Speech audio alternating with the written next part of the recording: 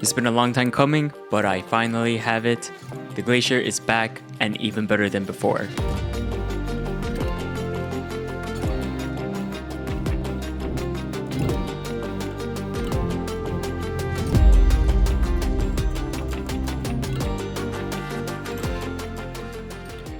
After much success from the first, I'm proud to introduce my second collaboration with Islander, the Glacier GMT. As a small intro, Islander is a brand by Marc over at Long Island Watch, and around 2 years ago we released our first collaboration, the Glacier, a 200-piece limited edition that sold out in less than 24 hours. I still cannot thank you guys enough for all the support. I truly do appreciate it. For the second collaboration, the Glacier GMT, as its name suggests, is a GMT version with some additional changes and also limited to 200 pieces. Each watch has its own unique number on the case back, and of course I had to get number 1. Now Marc, like with our first watch, gave me creative freedom to design a GMT version of the Glacier. So I was responsible for the design and Marc worked his magic for the manufacturing, assembly, and QC side of things. Thank you, Marc. I recognized that the original Glacier was targeted to medium to larger size wrists, so for this Glacier GMT, I wanted to make a slightly smaller version at 38mm for those who prefer a mid-size case. The lug-to-lug is also only 43.8mm, so it sits very comfortably on most wrist sizes. Size was a big focus for this project because I received tons of feedback for a mid-size version of the Glacier. I also wanted a watch that would be more comfortable to wear on a day-to-day basis,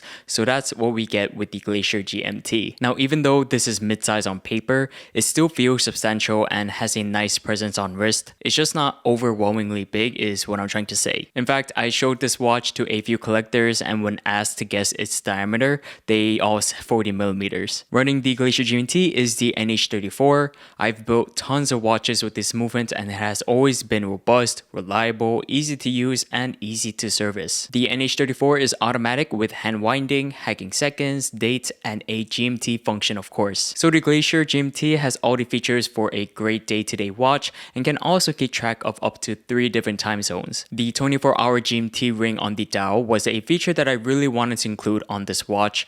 I love how the subtle sunburst silver finish contrasts with the white silvery textured dial, which resembles the side profile of a Glacier. This texture is very dynamic. The altering depths create micro shadows and as a result produces an inversion effect depending on how light hits the dial. This dynamic personality is further accented by the GMT ring, which plays with light in a different way than the main Glacier texture, so overall there's a lot of interesting details to see. Also found on the dial are large applied indices with nice polished bevels and tons of BGW9 lume. Now I wanted the hour markers and the hour minute second hands to have the same colored lume, but have the GMT hand glow in a different color. That's because if all the hands had the same colored lume, in the dark, it could be difficult to distinguish the hour from the GMT hand since they're similar in size. So to eliminate any possible confusion, I designed the GMT hand to be filled with C3 green Superluminova. This is the only part on the watch that has green lume,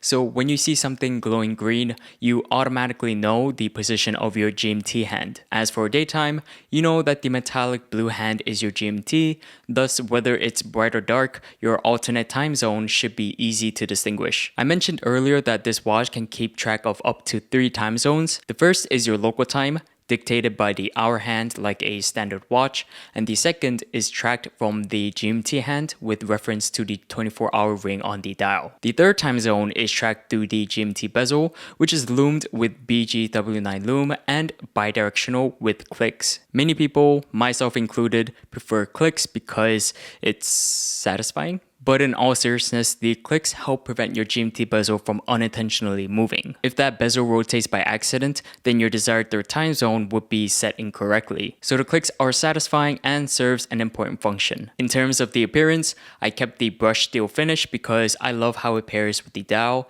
specifically how it matches the inner 24-hour ring. The brushed bezel also flows well with the watch's overall aesthetic, a very cool as in chilly design with a white, silver, and blue color color scheme. As a whole, I find the Glacier GMT to be very aesthetically pleasing.